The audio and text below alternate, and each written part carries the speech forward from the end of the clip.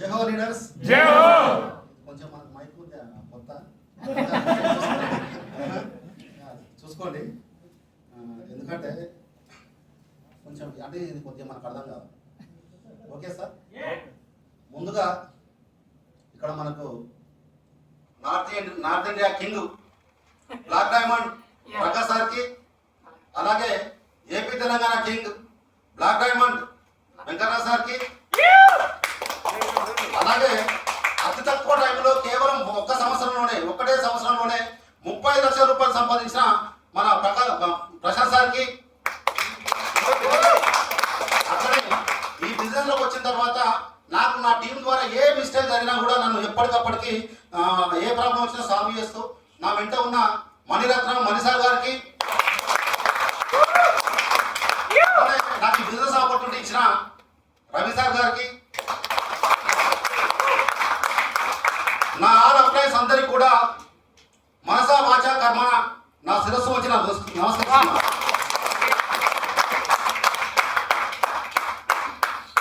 అట్లనే ఈ బిజినెస్ లో నేను వచ్చిన తర్వాత నన్ను నమ్మి నాతో పాటు నడుస్తున్న కిషారెడ్డి సార్కి, విజయభాస్కర్ సార్కి, శివరాం రెడ్డి సార్కి, రామప్రసాద్ సార్కి, పాపిరెడ్డి సార్కి, అట్లనే నన్ను ఎక్కడో డౌన్ లో ఉన్న నన్ను ఎప్పటికప్పుడు గైడ్ చేస్తూ నన్ను ముందుకు తీసుకెళ్తున్న మై కోర్ టీమ్ లీడర్స్ అందరికీ కూడా, నా టీంలో ఉన్న ప్రతి ఒక్క టీం మెంబర్ కి పేరు పేరున నమస్కారం తెలియజేస్తూ కూడా ఈ బిజినెస్ లో ₹1,00,00,000 సంపాదించాలని కోరుకుంటూ ఆ భగవంతుని కోరుకుంటున్నాను. Thank you leaders.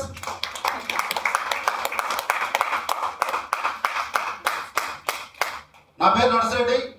నాకు 2 years బ్యాక్ ఈ ఆపర్చునిటీ రావడం జరిగింది అనమాట. నాది ఎట్లా ఉందంటే సార్, నా ఎప్పుడు కూడా నా లోపల ఫైర్ ఎప్పుడు ఉంటుండేది. గత 2007 నుంచి ఒక మంచి జాబ్ ఉంది నాకు, జిహెచ్ఎంసీలో జాబ్. శాలరీ తక్కువ ఉండే కానీ బయట ఇన్కమ్ బాగానే ఉండేది. అప్పట్లోనే 50,000 దాకా వచ్చేది,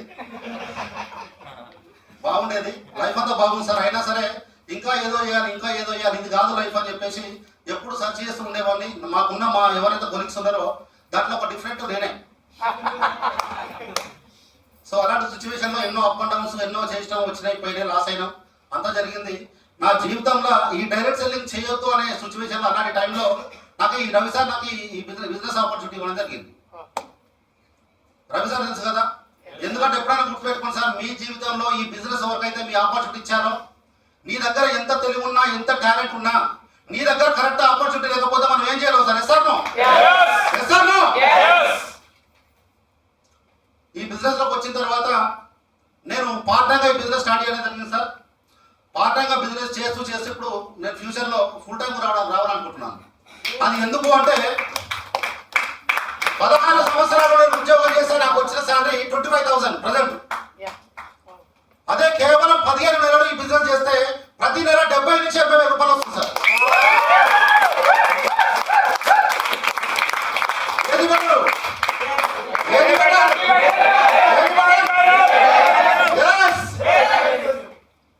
ఎందుకు అంటే నా ఒక్కరికే కాదు సార్, ఇక్కడ ఉన్న టాప్ లీడర్స్ ఎవరెవరైతే ఉన్నారో ఈ టాప్ లీడర్స్ అందరికీ కూడా ఇదే జరిగింది. ఎందుకంటే ఈ రోజు ఫ్రంట్ లైన్ లో ఎవరైతే కోర్ టీమ్ లీడర్స్ ఉన్నారో వీళ్ళు బయట ఏదైతే సాటిలో డబ్బు సంపాదిస్తున్నారో దానికంటే ఎక్కువ మన ఈ పార్టీ బిజినెస్ లో సంపాదించడం జరుగుతుంది అనమాట. సో ఇది అందరికీ ఎందుకు జరుగుతుందంటే ఇది ఎందుకు జరుగుతుందో చెప్పే ముందు మీ అందరికి కూడా ఒక చిన్న స్టోరీ ద్వారా నేను చెప్పాలనుకుంటున్నాను మీకు ఇది ఎందుకు జరుగుతుంది అనేది. దానికంటే ముందు మన బ్లాక్ డైమండ్స్ ప్రకాష్ సార్కి, వెంకటరావు సార్కి, డైమండ్ ప్రశాంత్ సార్కి, అట్లనే మణి సార్కి ఒకసారి గ్రాండ్ క్లబ్స్ ఇవ్వండి సార్.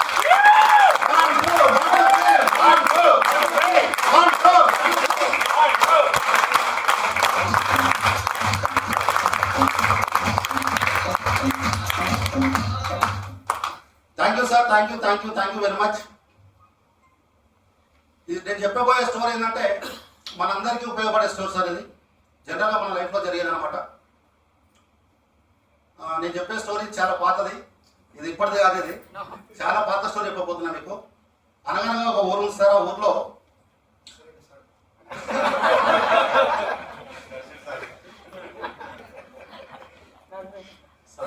రాము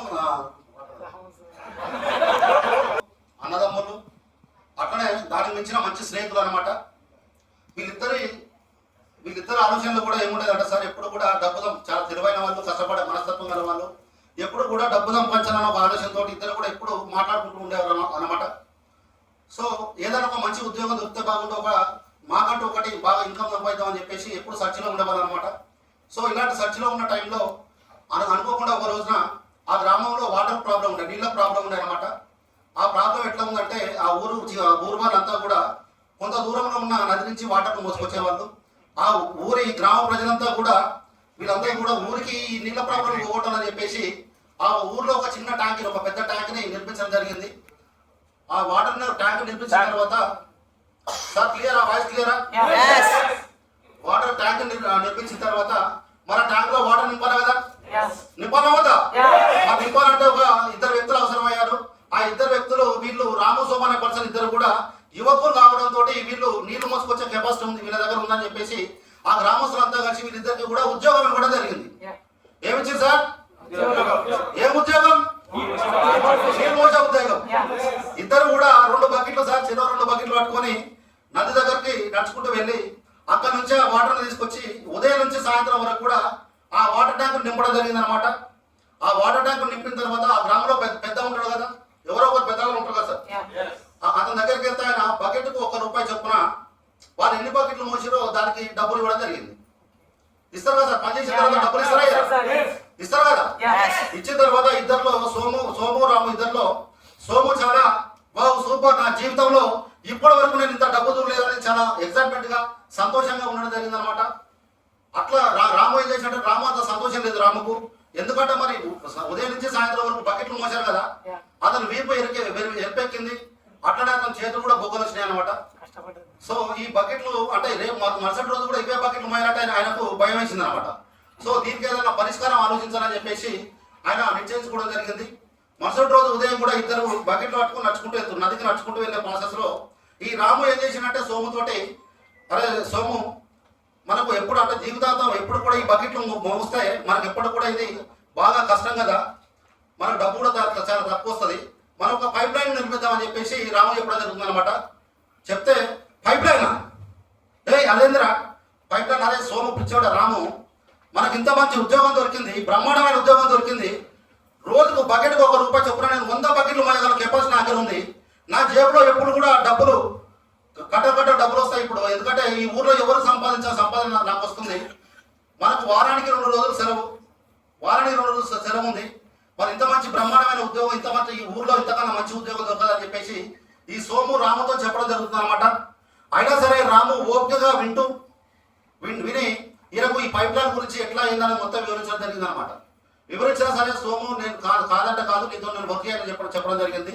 అయినా సరే రాము ఏం చేసినట్టే ఎవరు వచ్చినా రాకపోయినా నేను ఎట్లయినా సరే ఈ పైప్ లైన్ ని పూర్తి చేయాలని ఆయన కంకణం కట్టుకోవడం జరిగింది.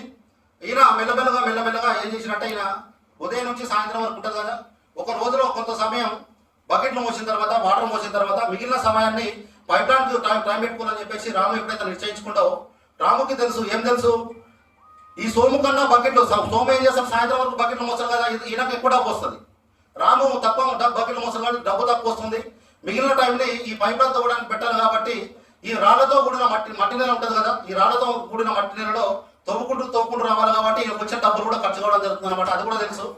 ఇంకొకటి కూడా తెలుసు, ఈ పైప్ లైన్ తవ్వడానికి సంవత్సరం నుంచి 2 సంవత్సరాల టైం పడుతుందని కూడా తెలుసు అనమాట. ఓకేనా?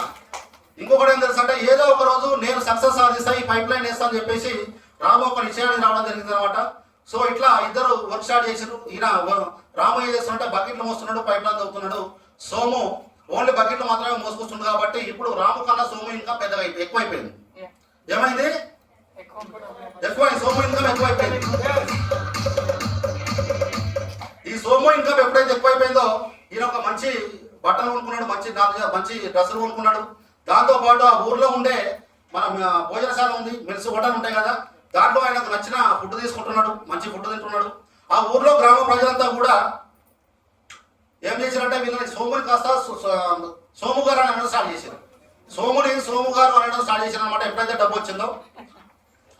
డబ్బు వచ్చిందో దాంతో పాటు ఈయన డబ్బులు వచ్చినప్పుడు ఏమైతే సార్ చుట్టూ ఫ్రెండ్స్ వస్తారా రారా? ఫ్రెండ్స్ వస్తారు కదా, ఆ ఫ్రెండ్స్ తీసుకొని ఈయన సారా కొట్టు పోవడం జరుగుతుంది. ఆ సారా కొట్లో వీళ్ళకు సారా మందు పంపించడం జరుగుతుంది అనమాట. ఎప్పుడైతే మందు పంపిస్తారో రామును పొగడం జరుగుతుంది. రాము జోకులు వేస్తే ఆ గ్రామ ప్రజలందరూ కూడా నవ్వడం జరుగుతుంది అనమాట సోముది. ఇది సోము లైఫ్ స్టైల్. ఇక రాము ఏం చేసినట్టు ఎప్పుడైతే పైప్ లైన్ తవ్వాలని నిశ్చయించుకున్నాడో దాన్ని మెల్లగా స్టార్ట్ చేసి ఆయన తవ్వుకుంటూ మెల్లగా 1 అడుగు 10 అడుగులైంది, 10 అడుగులు 100 అడుగులైంది, 100 అడుగులు కాస్త 1000 అడుగులు తవ్వుకుంటూ రావడం జరిగింది. ఎప్పుడైతే ఆ తవ్వే ప్రాసెస్లో రాముకి ఉదయం నుంచి సాయంత్రం వరకు అంటే రెస్ట్ లేదనమాట. ఉదయం నుంచి సాయంత్రం వరకు నీళ్లు మోస్తున్నాడు. దాని తర్వాత పైప్ లైన్ తవ్వుతున్నాడు. వారంలో 2 రోజులు ఖాళీ సమయం ఉంటుంది కదా, అయినా సరే ఆ 2 రోజులు కూడా పైప్ లైన్ కోసమే వర్క్ చేయడం జరుగుతుంది. సో ఆయన ఆ వర్క్ ఎక్కువ కావడంతో బాగా బాడీ పెయిన్స్ తోటి ఆయన మెల్లగా ఇంటికి నడుచుకుంటూ వచ్చే ప్రాసెస్ లో ఆ గ్రామ ప్రజలంతా కూడా రాముని ఏమనేవాళ్ళు అంటే పైప్ లైన్ వీరుడు రాము అనేవాళ్ళు.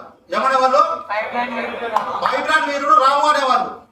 అయినా సరే నాకు ఒక రోజు వస్తుంది, నా జీవితంలో నాకు కూడా ఒక రోజు వస్తుంది అని చెప్పేసి అయినా సరే కొద్ది రోజులు, కొన్ని వారాలు నెలలు ఇట్లనే కష్టపడుకుని వెళ్ళడం జరిగింది అనమాట. కొన్ని వారాలు నెలల తర్వాత సడన్ గా ఒక రోజు ఆ పైప్ లైన్ ఏం జరిగిందంటే సగం వరకు పూర్తి అయిపోయింది. నది నుంచి నీళ్ళు తీసుకురావాలి కదా, ఆ నది నుంచి నీళ్ళు తీసుకొచ్చే ప్రాసెస్ లో ఆ పైప్ లైన్ సగం వరకు కంప్లీట్ అయిపోయింది. ఇప్పుడు రాము నది వరకు వెళ్ళి వాటర్ తీసుకురావాలన్నా లేదంటే పైప్ లైన్ వరకు వెళ్ళి వాటర్ తీసుకురావాలన్నా? పైప్ లైన్ వరకు వెళ్ళి వాటర్ తీసుకురావాలి. అంతే కదా. అయితే ఎప్పుడైతే ఈ సగం ఇప్పుడు ఒక రోజు మొత్తం కంప్లీట్ చేసే పనిని రాము ఏం చేస్తున్నట్టు హాఫ్ డే లో కంప్లీట్ అయిపోతుంది. హాఫ్ డే లో కంప్లీట్ చేయగలుగుతున్నాడు. హాఫ్ డే పైప్ లైన్ మళ్ళీ నెక్స్ట్ పైప్ లైన్ తోవడం స్టార్ట్ చేసిన అనమాట. ఇప్పుడు సోము పరిస్థితి ఎట్లా ఉంటుంది? చివరి నది వరకు వెళ్ళి ఆయన వాటర్ తీసుకురావాలి. ఎప్పుడైతే రాము అంటే సగం వరకు నీళ్ళు తీసుకొస్తున్నాడో ఈయన లోపల ఈర్ష్య స్టార్ట్ అయిపోయింది. కోపము, చిరాకు వీటితో ఏం చేసినంటే ఇంకా మానసికంగా కృంగిపోయిండు, శారీరకంగా కృంగిపోయి ఆ బకెట్ లో వాటర్ పట్టుకొచ్చి ఆయన ఆ వేగం కూడా తగ్గిపోయింది. సో తగ్గిపోవడమే కాదు, ఈయనకి డిప్రెషన్ తోటి సారా కొట్టుకెళ్ళి మందు తాగడం కూడా స్టార్ట్ చేశాడు. ఇప్పుడు ఆ గ్రామ ప్రజలంతా కూడా సోము గారు అన్న గ్రామ ప్రజలే ఆ సోమును చూస్తే బకెట్లు మోసే రాము అని సోము అని చెప్పేసి ఇప్పుడు సోమును అనడం స్టార్ట్ చేశారు. ఓకేనా? ఈ డిప్రెషన్ తో ఈయన మందు తాగుకుంటూ ఇప్పుడు ఎవరు కూడా మా సోముని గౌరవించట్లేదు. ఏదో మూల కూర్చొని మందు సీజన్ పెట్టుకొని కూర్చోవడం జరిగింది అనమాట. ఇట్లా రాము చేసుకుంటూ కొన్ని రోజుల తర్వాత పైప్ లైన్ మొత్తం కంప్లీట్ గా పూర్తి అయిపోయింది. పూర్తి కావడం జరిగింది. ఈ పైప్ లైన్ ఎప్పుడైతే కంప్లీట్ గా పూర్తి అయిపోయిందో ఆ ట్యాంక్ లో వాటర్ రావడం స్టార్ట్ అయింది అనమాట. ఊర్లో ఇప్పటి వరకు పైప్ లైన్ ఎవరు చూడలేదు, తెలియదు అనమాట. ఆ గ్రామ ప్రజలంతా కూడా ఆ వాటర్ ని చూడడానికి, ఆ ట్యాంక్ లో వాటర్ ని చూడడానికి ఆ చుట్టూ జనాలంతా వచ్చి చూడడం జరిగింది. అంటే చూస్తున్నారు, అంటే విచిత్రంగా చూస్తున్నారు. ఇప్పటి వరకు పైప్ లైన్ అన్నట్టు ఎవడు కనిపెట్టలేదు అప్పట్లో. ఓకేనా? ఆ ఊరు ప్రజలే కాదు, ఆ చుట్టుపక్కల ఉన్న గ్రామస్తులు కూడా వాటర్ అంటే ఈ ఊర్లో వాటర్ ఉందని చెప్పేసి ఆ చుట్టుపక్కల ఉన్న గ్రామ ప్రజలంతా కూడా ఆ వాటర్ ను చూసి ఆ ఊరికి వలస వచ్చి అక్కడ స్థిరపడడం జరిగింది. సో ఆ ఊరు చాలా పెద్దగా అయిపోయింది అనమాట.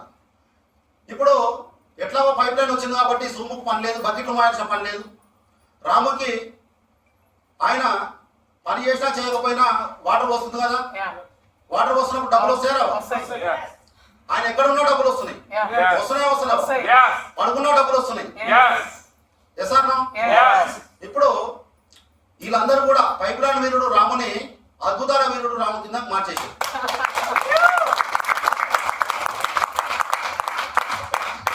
అయితే నేను చెప్పిన ఈ కథలో నది ఉంది కదా, నది జీవనది మన ఈ పైప్ లైన్ కంపెనీ. ఈ జీవనదికి మన Prakash sir, Venkatarao sir already pipe line వేసి ఆపేశారు. అయిపోయిందిగా, ఇప్పుడు కెనాల్ స్టార్ట్ చేసి కెనాల్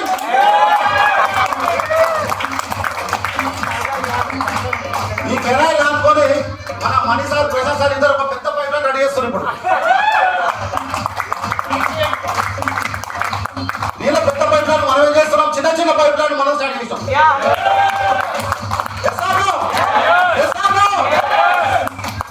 చిన్నగా స్టార్ట్ చేసిన పైప్ లైన్ మరి జీవనదిలో కలుపుదాం, అవుతా? Thank you sir, thank you very much. ఇప్పటి వరకు ప్రతి ఒక్కరి జీవితంలో కూడా ఉద్యోగం మాత్రమే చేస్తే అద్భుతాలు జరగవు కాబట్టి మనందరం కూడా